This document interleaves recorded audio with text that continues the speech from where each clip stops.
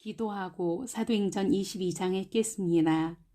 참 좋으신 아버지 하나님, 이 시간 말씀 앞에 저희를 세워주시니 참 감사합니다. 처음부터 끝까지 말씀을 읽고 들을 때 우리 모두에게 성령의 충만함을 부어주세요.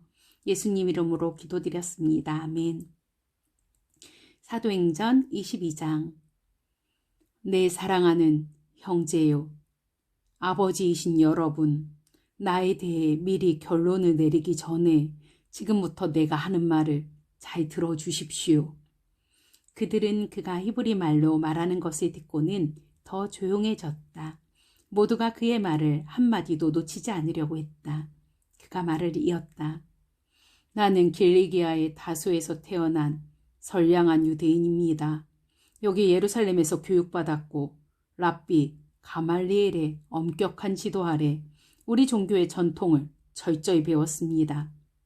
그리고 지금 여러분처럼 나도 항상 열정적으로 하나님 편에 있었습니다.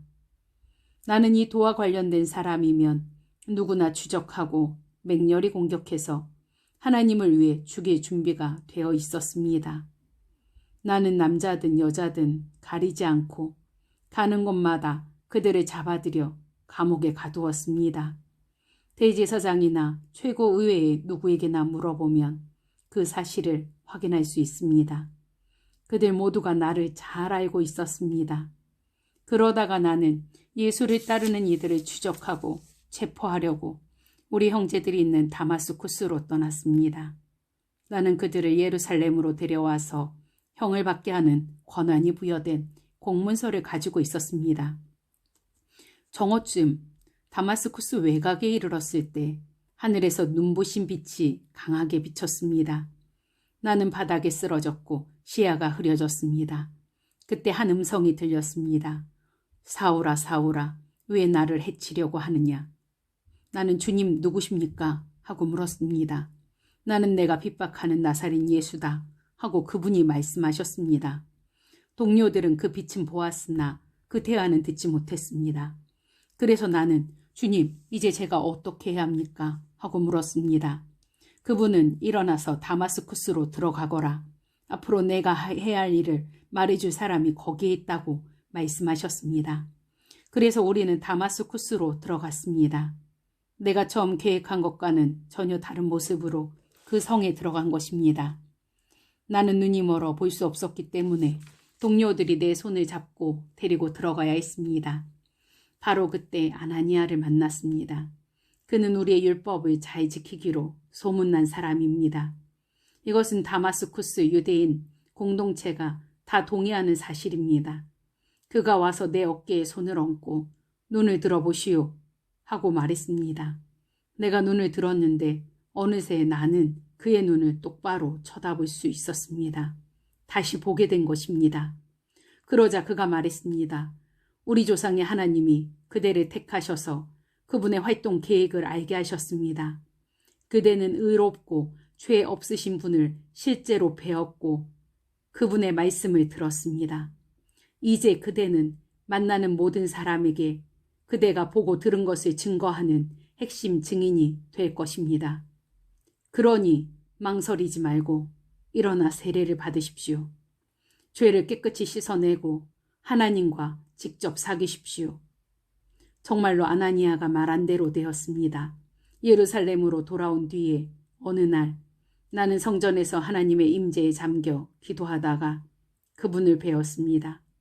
하나님의 의롭고 죄 없으신 분을 뵙고 그분께서 하시는 말씀을 들었습니다. 서둘러라, 최대한 여기를 떠나라. 여기 예루살렘에 있는 유대인들 가운데 어느 누구도 내가 나에 대해 하는 말을 받아들이지 않을 것이다. 처음에는 반대했습니다. 저보다 적합한 사람이 누가 있겠습니까? 제가 주님을 믿는 사람들을 핍박하고 회당에서 마구 때리고 감옥에 가두는 일에 얼마나 열중했는지 모르는 사람이 없습니다.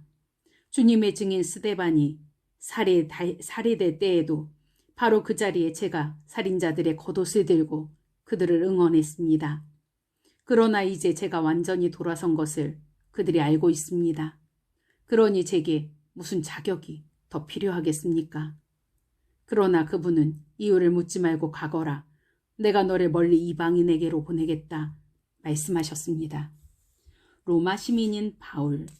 모여있던 사람들이 집중해서 듣다가 갑자기 소리를 질렀다. 저자를 죽여라! 버러지 같은 놈이다! 밟아 버려라! 그들은 주먹을 휘둘렀다. 욕설이 쏟아졌다. 그때 지휘관이 끼어들어 바울을 병영으로 데려가라고 명령했다. 지휘관도 잔뜩 화가 치밀었다. 그는 이 일의 진상을 규명하기 위해 바울을 고문하고 신문하기로 결심했다. 그가 무슨 일을 저질러서 이런 폭력을 유발했는지 알아내고자 한 것이다. 그들이 그의 사지를 가죽끈으로 묶어 채찍질할 준비를 하는데 바울이 거기 서 있던 백부장에게 말했다.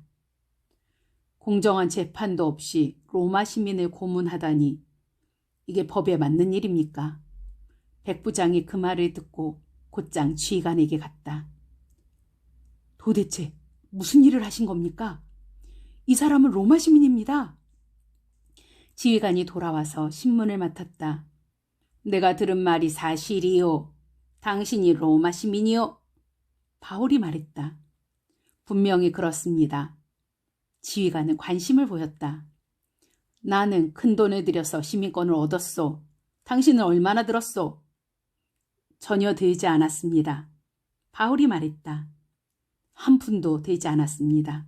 나는 태어날 때부터 자유의 몸이었습니다. 그것으로 신문은 끝났다. 그 일로 지휘관에게 하나님을 두려워하는 마음이 생겼다. 그는 로마 시민을 결박했고 하마터면 고문까지 할 뻔했던 것이다. 이튿날 지휘관은 문제의 원인을 규명하고 유대인들의 고발에 배후가 있는지 확실히 알아보기로 작정했다. 그는 바울의 결박을 풀어주고 명령을 내려 대제사장들과 최고의회를 소집했다. 그들의 생각을 알아보기 위해서였다. 바울은 안내를 받아 그들 앞에 섰다. 아멘. 말씀 기도 드리겠습니다. 참 좋으신 아버지, 바울은 세상 사람들에게 거짓말하는 자라는 중상모략을 당했습니다. 그런데도 불구하고 바울은 그들을 미워하고 그들을 질책하고가 아니라 자신을 욕하는 그 무리에게 주님의 마음으로 불쌍히 예수님을 만난 자신의 간증을 합니다. 그 간증의 내용은 바울 자신이 예수 믿는 이들을 잡아들여 감옥에 가두고 예수를 따르는 이들을 체포하려고 공문서까지 가지고 다마스쿠스로 가려고 하다가 말씀하시는 예수님을 만났다는 것입니다. 그리고 주님은 아나니아를 통해 바울에게 앞으로의 사명, 즉 만나는 모든 사람에게 바울이 보고 들은 예수님을 증거하는 핵심 증인이 될 것이라고, 핵심 증인이라고 그렇게 말씀해 주십니다. 바울은 이후 기도하며 자신을 이방인에게로 보내신다는 주님의 음성을 듣게 됩니다.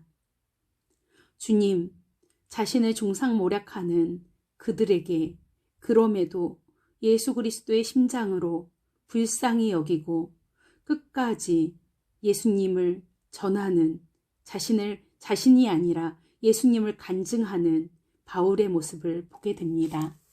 사랑하는 주님, 저희에게도 어떤 상황에도 오직 생명을 사랑하고 살리신 주님께만, 예수님께만 집중하게 하옵소서.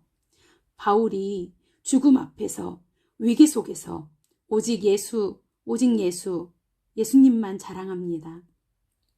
주여, 우리 안에 예수님이 분명히 살아 역사하시길 간절히 소원하고 우리에게도 분명한 간증을 주셔서 누가 우리를 찌르던 때리던 건강상의 어떤 위협이 오든 오직 예수님만 우리 입술에서, 우리 중심에서 계속적으로 선포되게 자랑하게 하소서. 예수님 이름으로 기도합니다. 아멘. 함께 복음을 살아요. 또 만나요.